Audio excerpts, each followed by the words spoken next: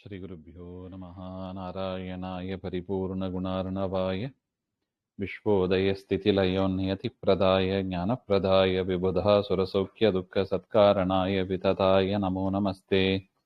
ನಾರಾಯಣಂ ಸುರಗುರುಂ ಜಗದೇಕನಾಥಂ ಭಕ್ತಪ್ರಿಯಂ ಸಕಲಲೋಕನಮಸ್ಕೃತಂ ಚ ತ್ರೈಗುಣ್ಯವರ್ಜಿತಮಜಂ ವಿಭುಮಾದ್ಯಮೀಶಂ ವಂದೇ ಭವಘ್ನಮಮರಾಸುರಸಿದ್ಧವಂದ್ಯಂ. ನಾರಾಯಣಂ ನಮಸ್ಕೃತ್ಯ ನರಂ ಚೈವ ನರೋತ್ತಮಂ ದೇವೀಂ ಸರಸ್ವತೀಂ ವ್ಯಾಸಂ ತತೋ ಜಯಮುದೀರಯೇತ್. ಕೃಷ್ಣಾಯ ವಾಸುದೇವಾಯ ಹರೇ ಪರಮಾತ್ಮನೇ ಪ್ರಣತಃ ಕ್ಲೇಶನಾಶಾಯ ಗೋವಿಂದಾಯ ನಮೋ ನಮಃ. ಶ್ರೀಮನ್ ಮಹಾಭಾರತ ತಾತ್ಪರ್ಯ ನಿರ್ಣಯ 4ನೇ ಅಧ್ಯಾಯದ ಮೊದಲನೇ ಶ್ಲೋಕ. ಅತಾಭ್ಯವರ್ಧನ್ ಚತುರಾಃ ಕುಮಾರಾಃ ನೃಪಸ್ಯ ಗೇಹೇ ಪುರುಷೋತ್ತಮಾದ್ಯಾಃ ನಿತ್ಯ ಪ್ರವೃದ್ಧಸ್ಯ ಚ ತಸ್ಯ ವೃದ್ಧಿಃ ಅಪೇಕ್ಷ್ಯ ಲೋಕಸ್ಯ ಹಿ ಮಂದದೃಷ್ಟಿಂ. ಹಿಂದಿನ ಅಧ್ಯಾಯದಲ್ಲಿ ತಿಳಿಸಿದರು, ರಾಮ, ಲಕ್ಷ್ಮಣ, ಭರತ, ಶತ್ರುಘ್ನ ಇವರೆಲ್ಲರೂ ಕೂಡ ದಶರಥನಿಗೆ ಮಕ್ಕಳಾಗಿ ಅವತಾರ ಮಾಡಿದ್ದಾರೆ. ಸಾಕ್ಷಾತ್ ಪರಮಾತ್ಮನೇ ರಾಮನಾಗಿ ಅವತಾರ ಮಾಡಿದ್ದು, ಶೇಷದೇವರು ಲಕ್ಷ್ಮಣನಾಗಿ, ಇನ್ನು ಮನ್ಮಥ ಭರತನಾಗಿ, ಇನ್ನು ಶತ್ರುಘ್ನ ಕಾಮನ ಮಗ ಅನಿರುದ್ಧ, ಆ ಅನಿರುದ್ಧನೇ ಶತ್ರುಘ್ನನಾಗಿ ಬಂದದ್ದು. ಇನ್ನು ಅನೇಕ ಕಪಿಗಳು ಅವರೆಲ್ಲರೂ ಕೂಡ ಅವತಾರ ಮಾಡಿದ್ದಾರೆ. ಮುಖ್ಯ ಉದ್ದೇಶ ಏನು? ರಾವಣ ಕುಂಭಕರ್ಣರನ್ನ ಸಂಹಾರ ಮಾಡಬೇಕು. ದೇವತೆಗಳಿಗೆ ಎಲ್ಲರಿಗೂ ಕೂಡ ತುಂಬಾ ಪೀಡೆಯನ್ನು ಕೊಡ್ತಾ ಇದ್ರು ಅವರು, ಹಾಗೆ ಅಂತ ನೋಡಿದ್ದೀವಿ. ಇನ್ನು ಪರಮಾತ್ಮ ತಾನು ಅವತಾರ ಮಾಡಿದಾಗ ಮಗುವಾಗಿ ಅವತಾರ ಮಾಡ್ತಾನೆ. ಮಗುವಾಗಿ ಅವತಾರ ಮಾಡಿ ಸಾಮಾನ್ಯ ಮಕ್ಕಳು ಬೆಳೆಯುವಂತೆ ಬೆಳೀತಾನೆ. 1 ವರ್ಷ 2 ವರ್ಷ ಮಕ್ಕಳು ಬೆಳೀತಾರಲ್ವಾ, ಆ ರೀತಿಯಾಗಿ ದೇವರು ಬೆಳೆದ ಅಂತ ಹೇಳ್ತಾರೆ. ಇದು ಹೇಗೆ ಕೂಡಿಸೋದು? ಅದಕ್ಕೆ ಆಚಾರ್ಯ ಹೇಳಿದರು, ನಿತ್ಯ ಪ್ರವೃದ್ಧಸ್ಯ, ಅವನು ಸದಾ ತ್ರಿವಿಕ್ರಮನಾಗಿ ಬೆಳೆಯತಕ್ಕ ಸಾಮರ್ಥ್ಯ ಇರುವವ ಅವ. ವಾಮನಾವತಾರದಲ್ಲಿ ತೋರಿಸಿಕೊಟ್ಬಿಟ್ಟಿದ್ದಾನೆ ಮೊದಲೇ, ನಾನು ಹೀಗೆಲ್ಲ ಮಾಡ್ಲಿಕ್ಕಿದ್ದೀನಿ, ನೀವು ಅಸುರರು ಮೋಹಕ್ಕಾಗಿ ಇದೆಲ್ಲ ಮಾಡೋದು, ಸಜ್ಜನರು ಸರಿಯಾಗಿ ತಿಳ್ಕೋಬೇಕು ಹಾಗೆ ಅಂತ. ಅದರಿಂದ ನಿತ್ಯ ಪ್ರವೃದ್ಧನಾದವ ಅವ, ಸದಾ ಬೆಳೆದವ, ತ್ರಿವಿಕ್ರಮನಷ್ಟು ಎತ್ತರ ಬೆಳೆಯುವವ ಅವ. ಅಂಥವನಿಗೆ ಸಣ್ಣ ಮಗುವಂತೆ ಬೆಳೆಯೋದು ಅಂದ್ರೆ ಏನರ್ಥ?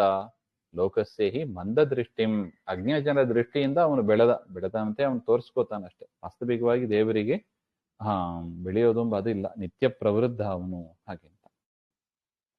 ಇನ್ನು ನಿರೀಕ್ಷ್ಯ ನಿತ್ಯಂ ಚತುರಃ ಕುಮಾರಾನ್ ಪಿತಾಮುದಂ ಸಂತತಮಾಪಚೋಚ್ಚಂ ವಿಶೇಷತೋ ರಾಮ ಮುಖೇಂದು ಬಿಂಬಂ ಅವೇಕ್ಷ್ಯ ರಾಜ ಕೃತಕೃತ್ಯ ಆಸೀತ್. ದಶರಥನ ಮನಸ್ಸಿನ ಭಾವನೆ ಹೇಗಿತ್ತು ಅಂತ ಹೇಳ್ತಾರೆ. ನಿರೀಕ್ಷೆ ನಿತ್ಯಂ ಚತುರಃ ಕುಮಾರಾನ್, 4 ಜನ ಮಕ್ಕಳನ್ನು ನೋಡಿ ತಂದೆಗೆ ದಶರಥನಿಗೆ ಭಾರಿ ಸಂತೋಷ ಆಯ್ತಂತೆ. ಸಂತತಂ ಆಪಚ ಉಚ್ಚಂ, ಬರೀ ಸಂತೋಷ ಇಲ್ಲ, ಉತ್ಕೃಷ್ಟವಾದ ಸಂತೋಷ ಆಯಿತು ಅಂತ. ಅದರಲ್ಲೂ ಕೂಡ ವಿಶೇಷವಾಗಿ ರಾಮ ಪರಮಾತ್ಮ ವಾಸುದೇವನ ಅವತಾರ ರಾಮ, ಆ ರಾಮನ ಮುಖವನ್ನ ನೋಡಿ, ಮುಖಬಿಂಬವನ್ನ ನೋಡಿ ರಾಜ ಕೃತಕೃತ್ಯ ಆಸೀತ್, ತಾನೇ ಕೃತಕೃತ್ಯ ಅಂದ್ರೆ ಮಾಡಬೇಕಾದನ್ನೆಲ್ಲ ಮಾಡಿದವ ಅಂತ ಅರ್ಥ. ಕೃತಕೃತ್ಯ ಅಂದ್ರೆ ಏನೇನು ಸಾಧನೆ ಅಂತ ಏನ್ ಮಾಡ್ಬೇಕಾಗಿದೆಯೋ ಅದೆಲ್ಲ ಮಾಡಿದವ ಅಂತ ಅರ್ಥ. ಆ ರೀತಿಯಾದ ಮನೋಭಾವನೆ ಅವನಿಗೆ ಬಂದ್ಬಿಡುತ್ತಂತೆ. ಪರಮಾತ್ಮ ಮಗನಾಗಿ ಮನೆಯಲ್ಲಿ ಇರುವಾಗ ಇನ್ನೇನ್ ಬೇಕು ಹೇಳಿ, ಆ ರೀತಿಯಾಗಿ ಮನಸ್ಸಿನ ಭಾವನೆ ದಶರಥನಿಗೆ ಬಂತು ಅಂತ ಹೇಳ್ತಾರೆ. ಇನ್ನು ತನ್ಮಾತರಃ ಪೌರ ಜನ ಅಮಾತ್ಯಾಃ ಅಂತಃಪುರ ವೈಷಯಿಕಾಶ್ಚ ಸರ್ವೇ ಅವೇಕ್ಷಮಾನಃ ಪರಮಂ ಪುಮಾಂಸಂ ಸ್ವಾನಂದ ತೃಪ್ತ ಇವ ಸಂಭಭೂವುಃ. 2ನೇ ಶ್ಲೋಕದಲ್ಲಿ ತಂದೆಯ ವಿಚಾರವನ್ನು ಹೇಳಿದರು. 3ನೇ ಶ್ಲೋಕದಲ್ಲಿ ಅವರ ತಾಯಂದಿರು ಅಂದ್ರೆ ಕೌಸಲ್ಯ, ಕೈಕೇಯಿ, ಸುಮಿತ್ರೆ ಇತ್ಯಾದಿ, ಮತ್ತು ಪೌರಜನರು, ಆ ಊರಿನ ಜನರು, ಅಮಾತ್ಯರು ಅಂದ್ರೆ ಮಂತ್ರಿಗಳು, ಅಂತಃಪುರದಲ್ಲಿ ಇರತಕ್ಕ ಜನರು ಎಲ್ಲರೂ ಕೂಡ ಆ ರಾಮನ ಮುಖವನ್ನು ನೋಡಿ ಸ್ವಾನಂದ ತೃಪ್ತಾಹ, ತಮ್ಮ ಸ್ವರೂಪ ಸುಖ ಆದಂಗೆ ಅವರು ಸಂತೋಷವಾಗಿ ಇದ್ರು ಹಾಗೆ ಅಂತ ಹೇಳ್ತಾರೆ. ತತಸ್ಸು ವಂಶೇ ಶಶಿನಃ ಪ್ರಸೂತೋ ಗಾಧೀತಿ ಶುಕ್ರಸ್ತನುಜೋಸ್ಯ ಚಾಸೀತ್ ವರೇಣ ವಿಪ್ರತ್ವಂ ಅವಾಪಯೋಸೌ ವಿಶ್ವಸ್ಯ ಮಿತ್ರಂ ಸ ಇಹಾ ಜಗಾಮ. ಕಥೆ ವೇಗವಾಗಿ ಆಚಾರ್ಯರು ತಗೊಂಡು ಹೋಗ್ತಾ ಇದ್ದಾರೆ. ರಾಮ ಬೆಳೀತಾ ಇದ್ದ ಅಂತ ಅಷ್ಟು ಹೇಳಿದರು, ಎಲ್ಲರಿಗೂ ಸಂತೋಷ ಆಯಿತು. ಆ ಸಂದರ್ಭದಲ್ಲಿ ರಾಮನಿಗೆ ಕೆಲವು ವರ್ಷಗಳು ಆಗಿರುವಾಗ ಚಂದ್ರವಂಶದಲ್ಲಿ ಹುಟ್ಟಿದವರು ಗಾದಿ ಹಾಗೆ ಅಂತ. ಅವರು ಯಾರು?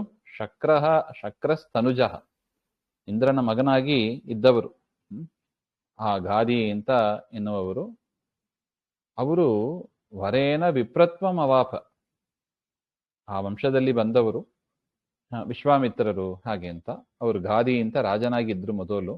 ತದನಂತರ ತಪಸ್ಸನ್ನ ಮಾಡಿ ವರದಿಂದ ಅವರು ಕೂಡ ಬ್ರಾಹ್ಮಣರಾದರು ಅಂತ ಹೇಳ್ತಾರೆ. ವರೇನ ವಿಪ್ರತ್ವಂ ಅವಾಪ ಯೋಸೌ ವಿಶ್ವಸ್ಯ ಮಿತ್ರಂ ಸ ಇಹ ಜಗಾಮ. ಅವರು ಆ ರಾಮಚಂದ್ರನ ಅಂದ್ರೆ ಅಯೋಧ್ಯ ಪಟ್ಟಣಕ್ಕೆ, ದಶರಥನ ಅರಮನೆಗೆ ರಾಮ ಲಕ್ಷ್ಮಣರನ್ನ ಕರೆದೊಯ್ಯಬೇಕು ಅಂತ ಅವರು ಬಂದಿದ್ದಾರೆ. ಅಲ್ಲಿ ಒಂದು ವಿಶ್ವಾಮಿತ್ರನಿಗೆ ಅರ್ಘ್ಯಪಾದ್ಯ ಇತ್ಯಾದಿಗಳ ಎಲ್ಲ ಉಪಚಾರವನ್ನು ಕೂಡ ದಶರಥ ಮಹಾರಾಜ ಸರಿಯಾಗಿ ಮಾಡಿದರು. ತದನಂತರ ಏನು ವಿಚಾರ ಅಂತ ಕೇಳಿದಾಗ ವಿಶ್ವಾಮಿತ್ರರು ಹೇಳ್ತಾರೆ, ತೇನಾರ್ತಿತೋ ಯಜ್ಞರಿರಕ್ಷಯೈವ ಕೃಚ್ರೇನ ಪಿತ್ರಾಸ್ಯ ಭಯಾದ್ವಿಮೃಷ್ಟಃ ಜಗಾಮ ರಾಮಃ ಸಹ ಲಕ್ಷ್ಮಣೇನ ಸಿದ್ಧಾಶ್ರಮಂ ಸಿದ್ಧಜನಾಭಿವಂದ್ಯಃ. ವಿಶ್ವಾಮಿತ್ರರು ಹೇಳ್ತಾರೆ, ನಾನು ಒಂದು ಯಜ್ಞವನ್ನ ಮಾಡ್ತಾ ಇದ್ದೀನಿ. ಆ ಯಜ್ಞಕ್ಕೆ ಮಾರೀಚ, ಸುಬಾಹು ಹಾಗೆಂತಲ್ಲ ದುಷ್ಟ ಜನರು, ರಾಕ್ಷಸರು, ಅವರು ಬಂದು ತುಂಬಾ ಹಿಂಸೆಯನ್ನ ಮಾಡ್ತಾ ಇದ್ದಾರೆ. ಯಜ್ಞ ಮಾಡ್ಲಿಕ್ಕೆ ಅನುಕೂಲ ಮಾಡ್ತಾ ಇಲ್ಲ. ಆ ಯಜ್ಞ ರಕ್ಷಣೆಗಾಗಿ ರಾಮ ಲಕ್ಷ್ಮಣರು ಬರಬೇಕು, ದೈತ್ಯರನ್ನ ಸಂಹಾರ ಮಾಡಬೇಕು ಹಾಗೆ ಅಂತ ಪ್ರಾರ್ಥನೆಯನ್ನ ಮಾಡಿದಾಗ ಅಷ್ಟು ಬೇಗ ಒಪ್ಪಲಿಲ್ಲ ದಶರಥ. ಮತ್ತೆ ವಸಿಷ್ಠರು ಬಂದು ಅವರು ಕೂಡ ಹೇಳಿದರು, ರಾಮನನ್ನು ಕೊಟ್ಟು ಕಳಿಸು ಹಾಗೆ ಅಂತ ಹೇಳಿದಾಗ ಮನಸ್ಸಿಲ್ಲದೆ ಭಯಾತ್, ಒಂದು ರೀತಿಯಿಂದ ಭಯ, ವಿಶ್ವಾಮಿತ್ರರು ಏನು ಶಾಪ ಗೀಪ ಕೊಟ್ಟು ಬಿಡ್ತಾರೋ ಏನೋ ಅಂತ. ಒಂದು ರೀತಿಯಿಂದ ಮನಸ್ಸಿನಲ್ಲಿ ರಾಮನನ್ನ ಬಿಟ್ಟು ಇರ್ಲಿಕ್ಕಾಗಲ್ಲ. ಅದಕ್ಕೆ ಮೊದಲು ಹೇಳಿದರು, ರಾಮನ ಮುಖವನ್ನ ನೋಡಿ ವಿಶೇಷವಾಗಿ ಸಂತೋಷ ಪಡ್ತಾ ಇದ್ದವರು ದಶರಥ. ಆ ರೀತಿಯಾಗಿ ಇರುವಾಗ ರಾಮನನ್ನು ಬಿಟ್ಟು ಇರಕ್ಕಾಗ್ತದ ಹಾಗೆ ಅಂತ ಕಷ್ಟಪಟ್ಟುಕೊಂಡು ವಶಿಷ್ಠರ ಮಾತಿನ ಮೇಲೆ ಗೌರವದಿಂದ ಕಳಿಸುತ್ತಾರೆ. ರಾಮ ಲಕ್ಷ್ಮಣ ಇಬ್ಬರೂ ಕೂಡ ಸಿದ್ಧಾಶ್ರಮಕ್ಕೆ ಹೋದರು. ಅಲ್ಲಿ ಸಿದ್ಧ ಜನ ಅಭಿವಂದ್ಯ, ಅಲ್ಲಿ ಅನೇಕ ಋಷಿಮುನಿಗಳು ಇವರೆಲ್ಲರೂ ಕೂಡ ರಾಮ ಲಕ್ಷ್ಮಣರನ್ನ ಆದರದಿಂದ ಸ್ವಾಗತ ಮಾಡಿ ಅವರನ್ನು ಗೌರವಿಸಿದರು ಹಾಗೆ ಅಂತ. ಮುಂದಿನ ವಿಚಾರ ಮತ್ತೆ ನೋಡೋಣ. ಶ್ರೀಮದ್ ಭಾಂತರ್ಗತ ಶ್ರೀಕೃಷ್ಣಾರ್ಪಣಮಸ್ತು. ಶ್ರೀ ಹರೇ ನಮಃ.